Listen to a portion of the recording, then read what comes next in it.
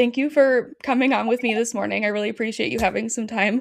And just for everybody who's tuning in, I'm here with Leah Pruett today, top field driver for Tony Stewart Racing, as you can see on your screen. Good morning. Good morning. Thank you so much, Jordan, for having me. I know I expressed this to you backstage a little bit, but I'm really excited to be able to talk about your children's book today. I know we have a lot to talk about that's gone on with the season already.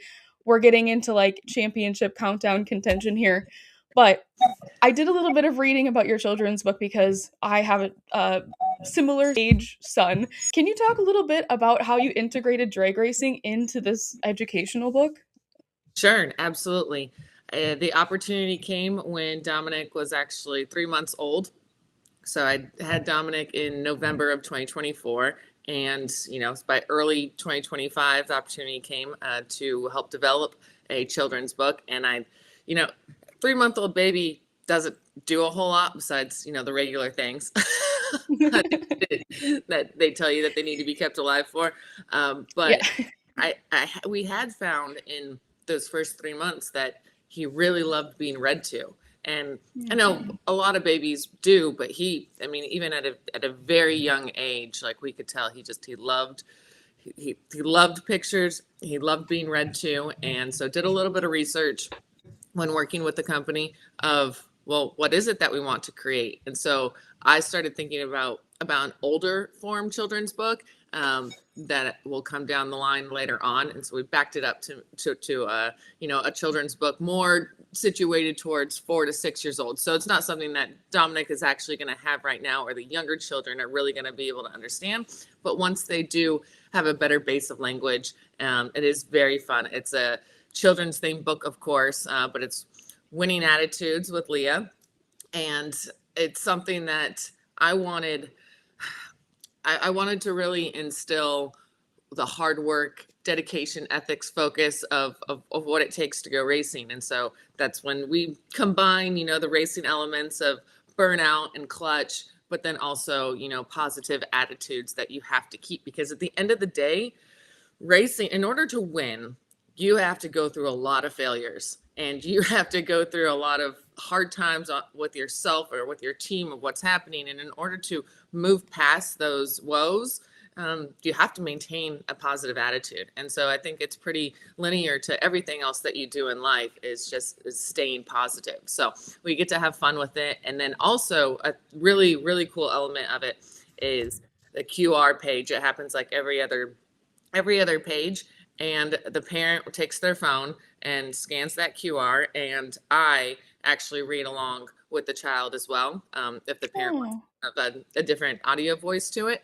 And so also it opens up in the app these educational elements to it of, that's math based. And so it changes throughout the year, quarterly throughout the year, the games do, that the parent gets to play with the child along with the book. So as we update them, the educational element updates with the child's age as well. So it's something that doesn't necessarily get timed out like many other books do that last, for 6 months or so till a kid gets tired of it. It's something that constantly changes. So I do have to say we had a lot of great response with the fans and people that we know that have children that have put in pre-orders. And I do want to say that it was supposed to be launched actually like physically in hand December of 2025. And there were some issues on the publishing side. And so it has been pushed back.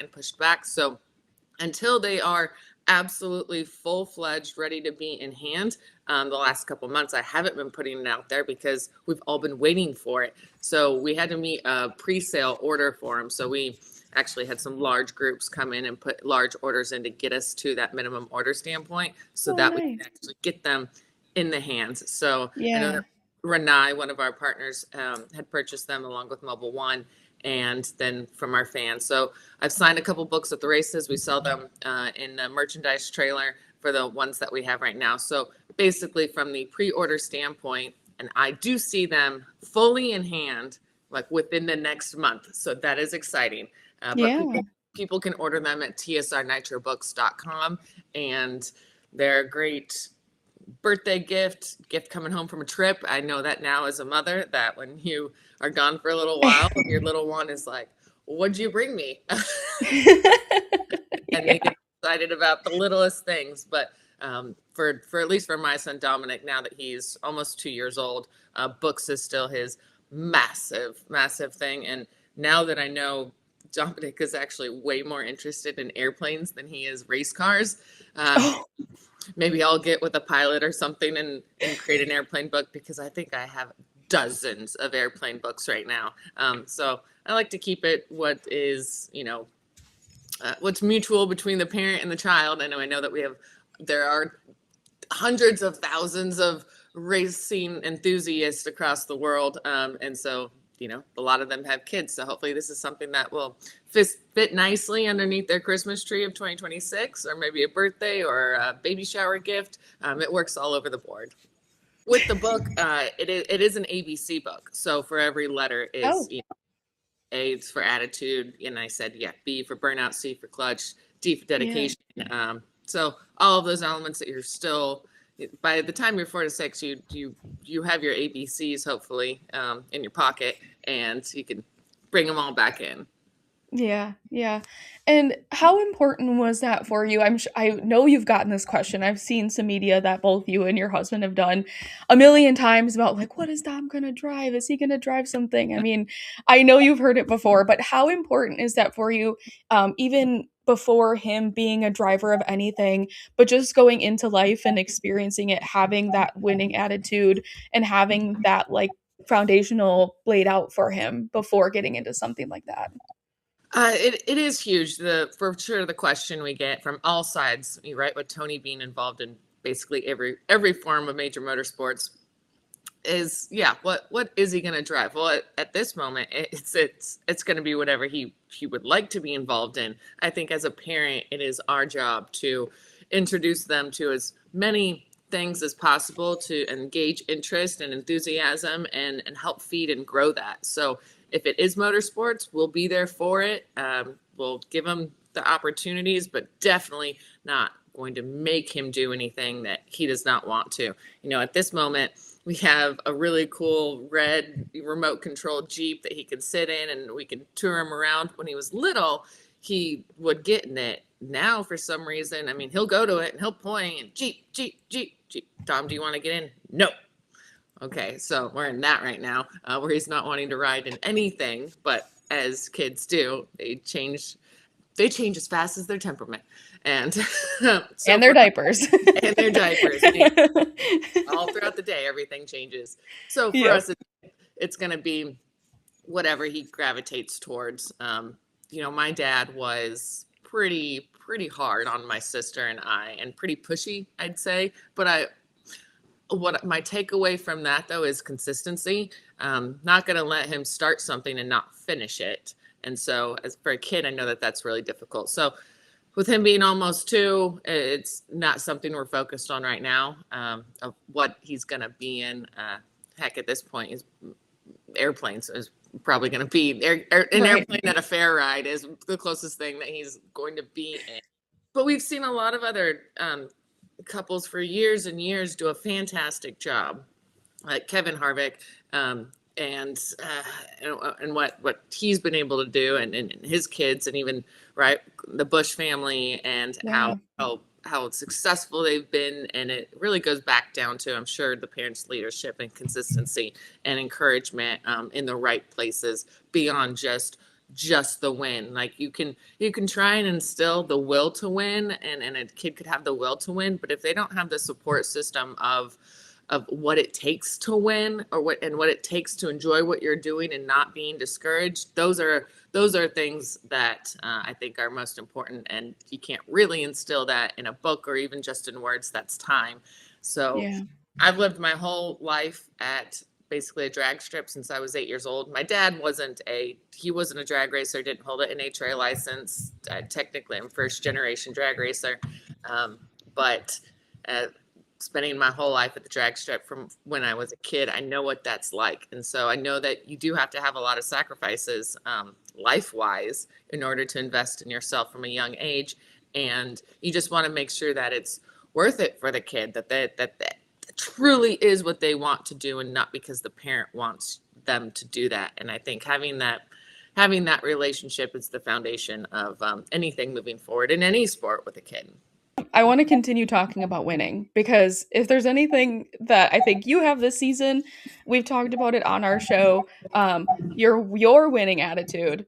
We've always talked about how right on the cusp of those teams that are in the lead of the points right now, you are right behind them. You're not letting them. Your team is not letting them get lazy or make any mistakes at all. You've had a runner-up twice this year, a number one qualifier in your year back, and then the, of course, epic win. How special has this comeback season been for you? Not only with the addition of Dominic, of course, but having success coming back so well and kind of early. Sure. Well, thank you. Some people are like, well, it took a little while. And I'm like, I don't think so at all. You were right there.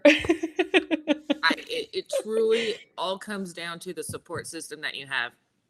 I could not do it alone.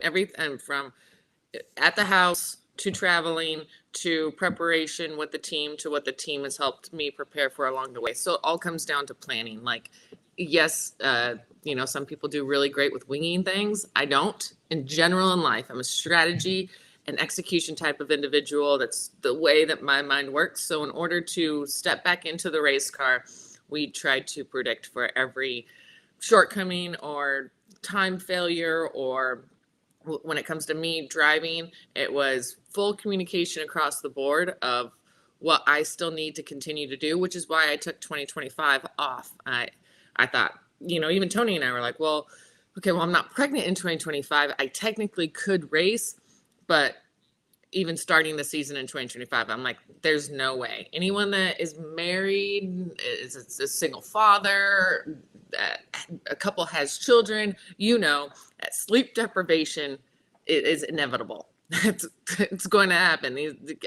We have a very low sleep needs child, so he's up a lot. Getting him to sleep for the first year was extremely difficult, and I probably ran on 2 to 3 hours of sleep, broken sleep, for an entire year. So you don't operate in your best headspace when that's happening. And the priority, I was like, I can't have dual priority at the time, be able to perform 100% in each way. So I took 2025 to prepare. I have a wonderful friend, and she's our nanny, Hannah Herb. She was actually the Blocks family nanny for a number of years.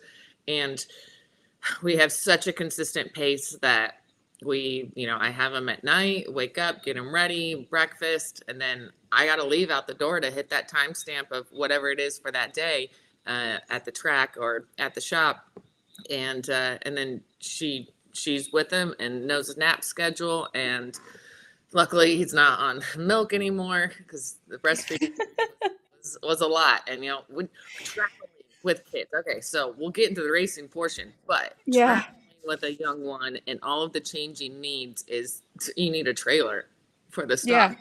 Yeah. Yes.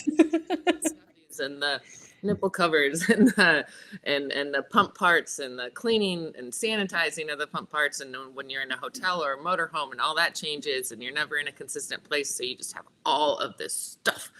So really happy that scaled that down to just only really what he needs. And man, for new moms that are getting blasted with things on their algorithm of what they need to buy, you don't need to buy all that stuff. Correct. Correct. You don't need it all. Yes. So in 2025, I tested Tony's car with the team in Richmond, and just to see if how do I feel? And I was like, absolutely. It took me 3 runs to make that decision. It was the hottest day of the entire race season. It was like 104 ambient outside and the highest humidity. And I was like, all right, well, I'm able to cut lights and stage and feel when we smoked the tires even quicker than before. I had Dom, and so my markers were there. And then I had an unexpected test session when Tony had got in a wreck with Coletta in Reading during the countdown, and that was on Sunday during eliminations, and that car was pretty much wrecked. So we took out the spare car. I went in it the next day, made 4 hits to make sure that it all works fine. And so after that point, I was ready to go. I'm like, it was something I hadn't really prepared for, stick me in and let's go. So from that moment on, we did a lot of the just preparation, planning, and getting us up to speed. And of course, changing Tony into the Elite Motorsports fold and getting my car back for me was exciting. And we fed off of that. And the patience factor that I have with Neil and Mike Domagala and my team was really what helped me to catapult into where I'm at now. When I started the season in 2026, I was not where I definitely wanted to be from a leaving standpoint. And that's because there truly is no sim for drag racing. And there's no, you can try and live runs in your mind and live staring at the tree in every staging scenario and mindset, but you can't duplicate the intensity of what it takes. So, right, I think that's the definition of just making laps. So making more laps and then building with my team a KPI that I could accomplish. 90 lights aren't cutting it, 80 lights aren't cutting it, but not capable of just flipping a switch and being right there in the 40s and 50s. So we basically were like, we set our own goals, how to achieve them. Did a lot of separate telemetry. Where I worked with orthopedic surgeons on, preferred muscle explosion, like dove so deep into that. Well, the orthopedic portion of it was during 2025. Like, when I get in this car, I'm going to be as set and as ready as possible. Well, we vetted some of those things out. Some of them worked, some of them didn't. But what that did was that ate up a lot of time in the season. And that took a lot of patience on my part and patience on my team. And then once things really started to click in and I was matching the performance of my team, then we really started to go through the rounds, the harder rounds. When you're qualifying low and you're racing, a team that has not had a great weekend and qualified very well, your matchup is going to look better for Sunday. But once you go into further rounds, you are racing those top cars, and you're needing to have a driver that can match it and get it through those rounds. So that has been my most recent focus, and we have the best car that I think that we've ever had. Our team is performing in a way that is not stopping. And you touched on a really important part, I feel like, with those two Coletta cars came out of the gate just running this year and really captured a far lead.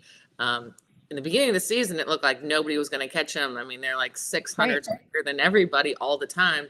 And we really have closed that gap into just being like 100th or 200th ahead, and something that's manageable and possible to beat. Yeah. So as we come into the regular season championship closure after the next two races, Brainerd and Indy, and Indy's worth 1.5 points, there's still a possibility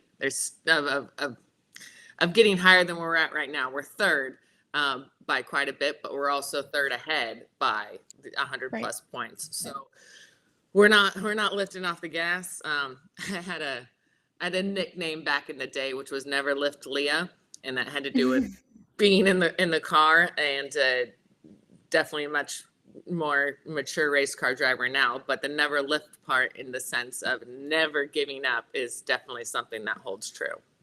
What a great point to talk about regular season. That is something I absolutely was not going to leave off the table for today, because we talked about those two Coletta cars, but you are the closest to them. You're the closest to, I think, not only incremental wise, but in the point standings. You're third in points. You're only about 200 points back. And like you said, you've got that 100 gap between yourself and number 4 in points right now. What do you think it will take for this team to continue that momentum going into the countdown and to the championship? So we've worked on a package that we plan to race during the countdown, but you can't just swap over to that package. You need to vet it out, and in different scenario, different atmospheric conditions, different tracks. So we put in that package most of the time just during qualifying to, like, over the last 4 months. Okay, are we going to move in this direction? How stable is it? Is this a positive move? There are big moves that we're making, like hard parts change. And that doesn't necessarily mean it's the exact same tune-up. So finding that foundation while we're racing is always a a difficult thing for the crew chiefs to do, but we've had such a plan for it. So, right, how are we going to close that gap? How are we going to win the championship this year? As we have to decide exactly what we are going to run. And so we'll see more of that package playing in the last 2 races of the regular season countdown to really dial that in. It's not your high mile an hour one. You know, there's a number of cars that have ran 340 miles an hour now. We are not one of them, but that's because the way that we run the car, well, ET is what matters most, and it's an acceleration game. So we've really been focusing on the first part of the run, the first 60, our split from 60 to 330, and really getting that car speed and momentum to be able to carry it basically quicker to the top end, but it's not necessarily faster. So you're not going to see us this year with those big mile an hour markers, but hopefully you will see more number 1 qualifiers out of us. I think also we spent so much time on consistency rate, you know, the attrition of going down the track. And well, the more you go down the track, the more that you're learning. I mean, you can push, everyone can push all the time, but you're going to push and you're going to find a limit.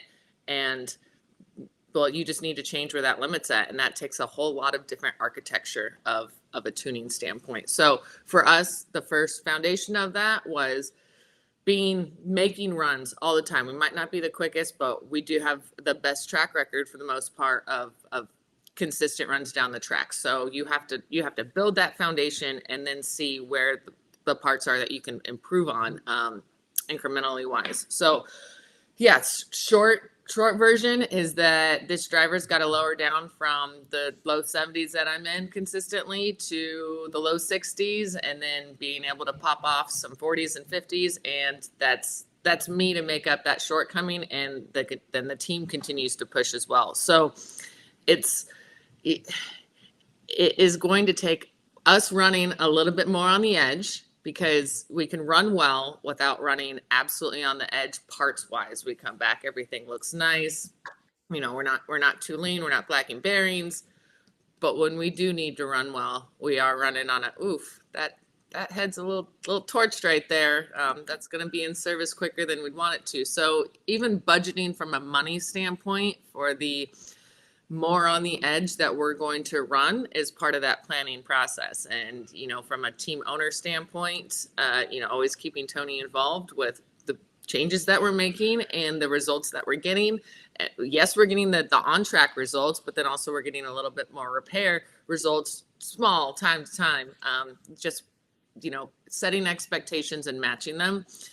And we're diving more into what would be our really, really fast runs. As I said, we focused on consistent runs and getting down the track, but really pushing our envelope, which takes a different mindset when tuning the car. So being encouraging, being supportive as a unit is really key, as opposed to, you know, it was different when Tony was driving the car. There's a different dynamic between Neil and Tony, and now that Tony is over there with Elite, he's developing that own chemistry with his crew chiefs, and I'm back in with the chemistry that I already held with the team, which is, it's just a little different. Intensity levels are the same, but they're different, and we find ourselves in more of a, we're going to keep digging, like we're not going to blow up from a, oh man, we've smoked the tires now 3 runs in a row. If we smoke the tires 3 runs in a row over here, my team knows that we're just that much closer to absolutely finding what we need, and like it's not the end of the world. So creating a safe, sounds so dumb, but like a safe space and a safe way of, like, you literally can't fail. You cannot. We put all the tools in places, developing with Polera, which is right here. Polera, their technology solutions company. We've built our own pretty much software programs that really help with decision making for the tuners. It doesn't give any information that they don't already know. It's just more of an organizational platform. So those are the moves, the backwards moves of whatever it is that we need to make. We're going to find a way. We can't afford it all, but that's what marketing is for. And finding our needs, being able to fill them, and continuing on instead of just going, why aren't we quicker? Or like, why are we smoking the tires? The more you know about the car and how it works and the plan that we're on with running it, the more digestible the setbacks and also the more expectations that we have for going forward. So it's safe to say I'm really enjoying this season for many reasons, besides just me being in the car, being able to see the growth of Neil Strasbaugh and Mike Damagala absolutely wrap their arms around this car. And they have their own never lift policy, so to speak, inside them. It's derived from competition, but we are always going to look for what it is that we can do to improve ourselves. And our competition knows that. And to your point of pushing them, when we ran that final round against Coletta in Seattle, they'd been, running extremely well. I think they ran a 366 in one of the eliminations, far beyond, I think what others had done. Maybe it might have been a 69. We were running 71, 72. So by the time we got to the final round, though, we had lane choice. We ran quicker in the semis. That doesn't happen very often. So we're like, well, we're going to do our absolute best. And we're going to see if this pushes the Coletta group into a spot past where they can be. And it ended up not being that way. They ran a 68. We ran a 69.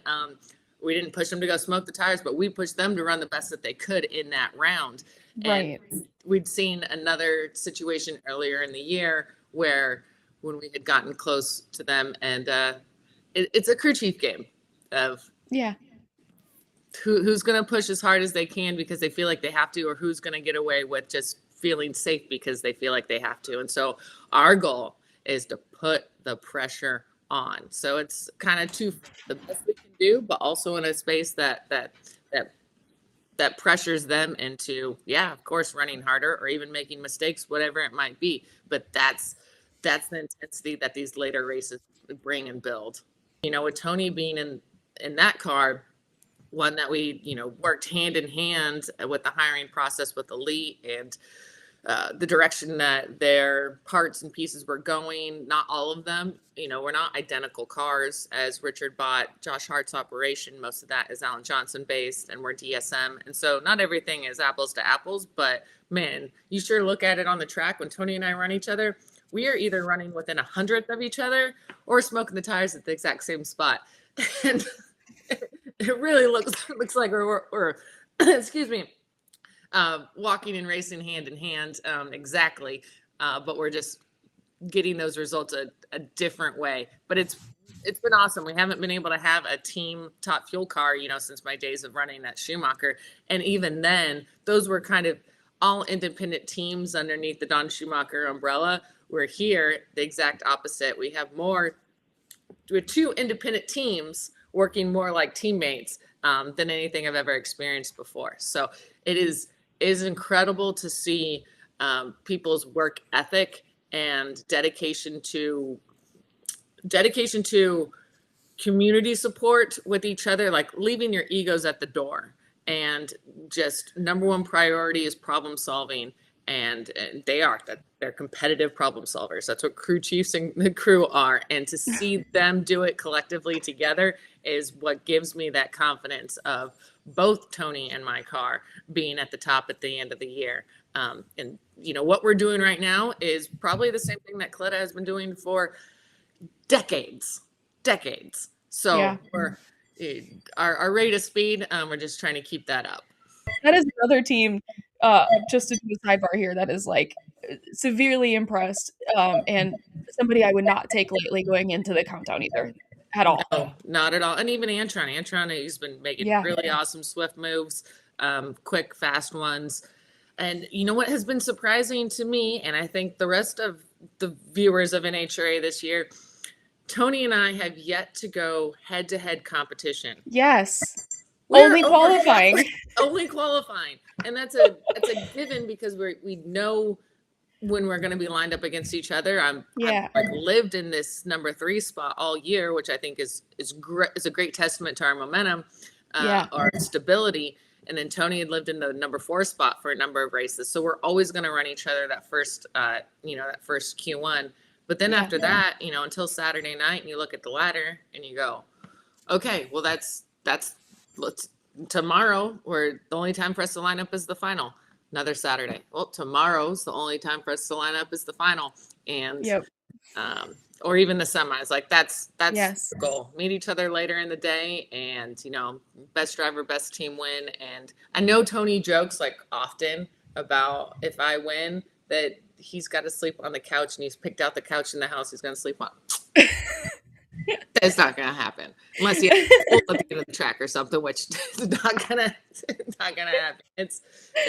We're too close. We're too much in pulling the rope in the same direction all the time. But I think I can't wait for that to happen so that we can check that off. We can check that off. Get it over with, for lack of a better term. If we get through an entire season and not run each other on Sunday at all, I don't know. Like, we didn't do something right. We didn't get to the finals to match each other at some point, or we didn't qualify well if we have to run each other first round or second round. And that's what I don't want to happen, is us running each other first round. I mean, that from a nerves standpoint, I already dislike first round. After first round, and I talked to many other racers about it, most of them feel the same way. So I don't want to compound racing Tony and first round everything. But now that I've said it, that's what's going to happen. It'll probably happen in the countdown. Okay, well, let's say something else. I was going to say, we don't want that to happen in the countdown. We have to start the tally system sometime. So, I mean, because as soon as it starts, there's going to be Sharpie markers in the trailer of the Tony versus Leah that, you know, hopefully we just continue to build and build on. Something else I've been enjoying watching, besides obviously the success that you guys are having, is your letters from Leah, the letters that you are posting to Dom. I mean, I think it's super special also having a son. I wish I was creative enough to think of that. Sometimes I just tell it to his face and then I'm like, should I write this somewhere? Because you're not going to remember this and I'll forget in about 5 minutes. But what is your hope in sharing this with everybody else? Is it really just to have that video log for Dom to be able to look back in the future? Or is this something that you want to share with everybody and your fans to take something away from that too? It's definitely a little bit of both. And I wish I could say that I came up with the idea, but I did not. The JRT agency is the agency of record for Dodge Mopar Motorsports, and we work very closely with them over the years. And they are also agency for DodgeGarage.com. And so we always create content and have plans and different things for that site. And this woman, Gwen, she had the idea in the off season, and I was like, that is amazing. That is awesome. And from there, she relinquished, you know, like, well, do whatever you guys want with this. So at TSR, we have Elise, who is our content media manager, and Sarah Slaughter, who does PR for all of TSR and all of Elite. And so we just brainstormed of how do we want to structure this. And we let ourselves have a little bit of fluidity, as opposed to timelines that we are stuck to all the time by everything else, partners and deliverables and per race things. We're like, well, let's start with the easy stuff, like the beginning of the season and sharing.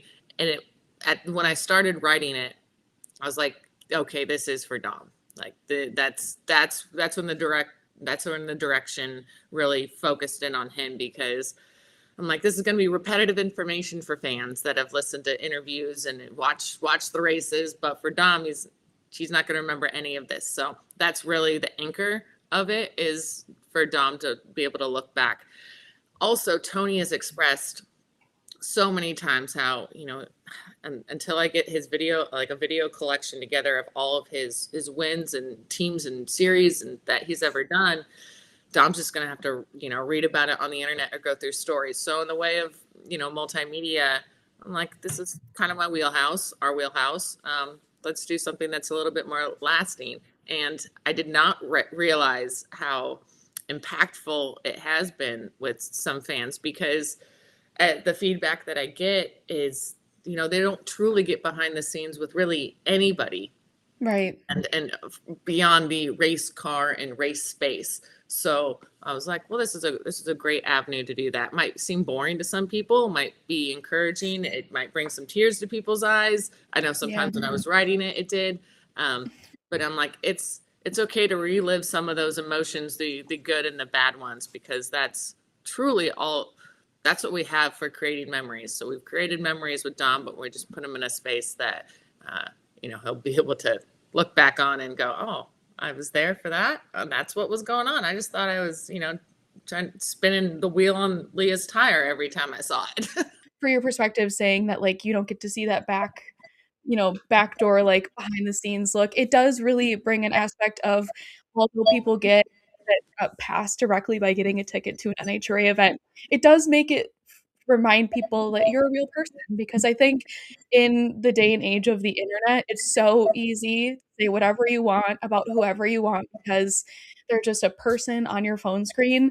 And a lot of people forget, don't care that you're an actual person. So it does bring that perspective, hopefully, to those people who sometimes maybe don't necessarily care about the things they're saying online, that you are, and other people who do things like this are real people with real feelings and families and emotions. So, well, thank you for that. Everyone is, and yes, media, the phone, and all, social media and all that, it does desensitize all of us to what people are doing and what they're really feeling. But if used the right way, like I feel with this, it is an opportunity and an avenue to share that we are deeper and real people, and what you're seeing on the TV is just the result of all this other stuff. Sometimes I do ask when we do talk about these on media, is if people have ideas of what the next episode could be. Open in ears. We've done, Meet My Team, my return to racing. We have a homecoming one coming up for Pomona, and like I said, we kind of keep it fluid with how the year is going, and key topics to talk about. The first win with Epping, which we call it the epic win, and it was so short.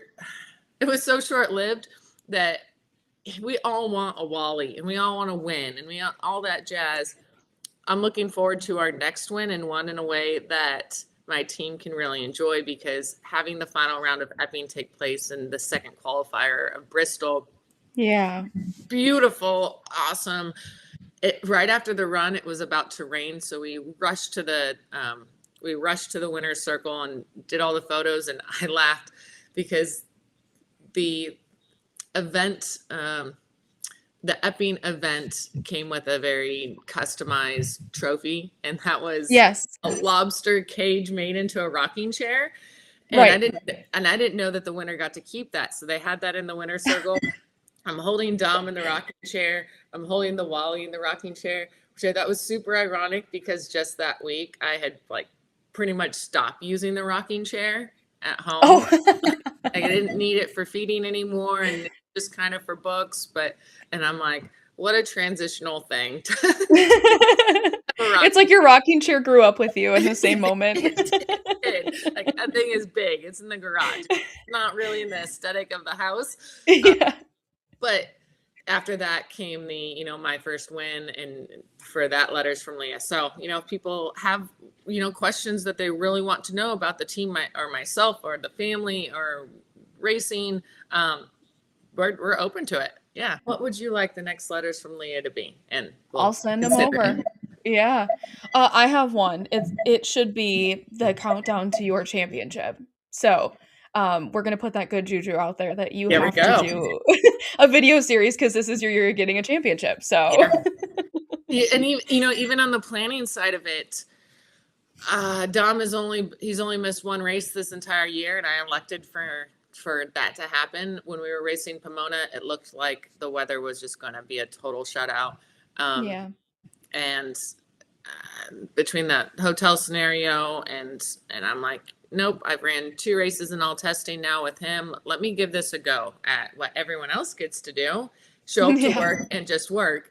And I ended up losing in the second round against Justin Ashley, but Tony did win and Matt did win. And that race was all encompassing and very, very special. And I wish that Dom was there to have those pictures with Tony in that winner's circle. And then, so after that race, I just looked at the whole situation and I go, I needed to know if I was having any setbacks mentally and time availability with that, and if I was going to get any different results. And I personally didn't. So then I have him at every race and do all the logistics to make sure that everything stays the same. Now looking towards the countdown, I don't have all the support that I need to be able to do that.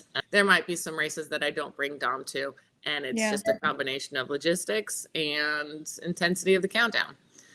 Yeah. So if you're at a race and you ask where Dom is, I'm either going to say he's sleeping because he's napping, or he's eating, or he's right over there, or I'm going to tell you this is one of those ones that he's just not here for. So he'll have to hear about it on letters from Leah how I won without him there.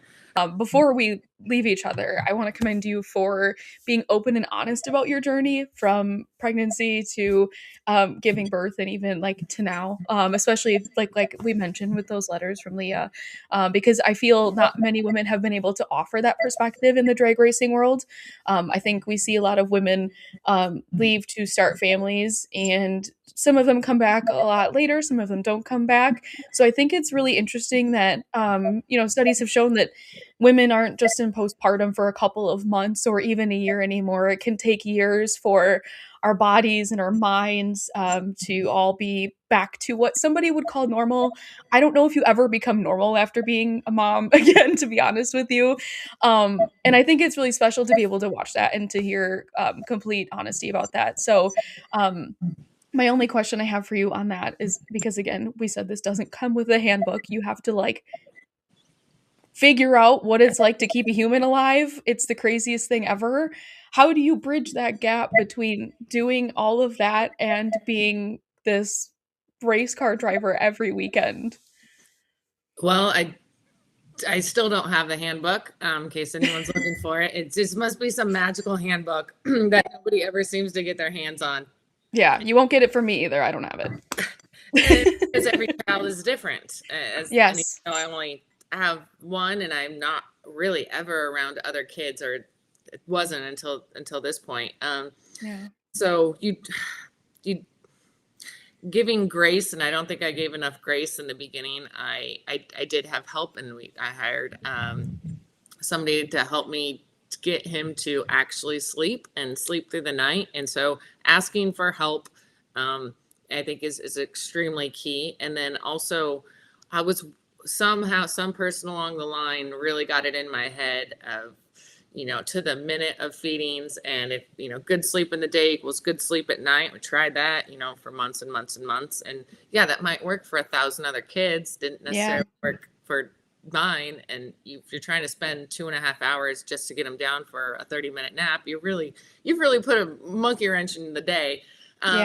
So I think learning to be more go with the flow, and things are okay. Maybe he's not hungry for 4 hours, but maybe he's hungry in an hour and a half. Everything's not to a timeline book of feeding every 3 hours. I was putting myself in a really bad place of freaking out, and that I on this marker and on this time and this and this, which was causing way more stress for Tony than we needed. So having a complete mental change of, well, let me try and be a little less structured, because our life is so structured. I can't have this unknown always be super structured, but it's a little wiggle worm that's trying to find any hole that it can. So, okay, well, we're just going to be a little bit more go with the flow. And that completely changed my availability, mental availability to, you know what, I need to finish this email. I need to finish this call. I can schedule as much as I can. So anyway, going back to that is giving yourself, your family, and your support system grace. And then in coming back, I do want to, of course, thank my team for the amount of support that they've given me, but then also the fans, like the fans that have we just have a different connection now, especially to the ones with families, and especially to the ones with families at the track. Seeing them toting around carts, having umbrellas, for the sun or for the rain, and they're there for the 10 hours for this event. That is, I'm like, you're doing God's work right now. That is a difficult thing, that task to do. So I can relate, in just a deeper way with the fans than I ever have before. And those are really cool things to talk about at the ropes and see their kid pictures. And it's different, right? You don't know what you don't know until you have it. So, well, thank you, Leah. I really appreciate your time today. I really appreciate the opportunity to talk about life, talk about racing, and share the experiences, and just really thankful for all the fans that continue to come to the race and be with us on this journey. So thank you so much for joining us. I can't wait to see the rest of your season, and have a good rest of your day. Thank you so much.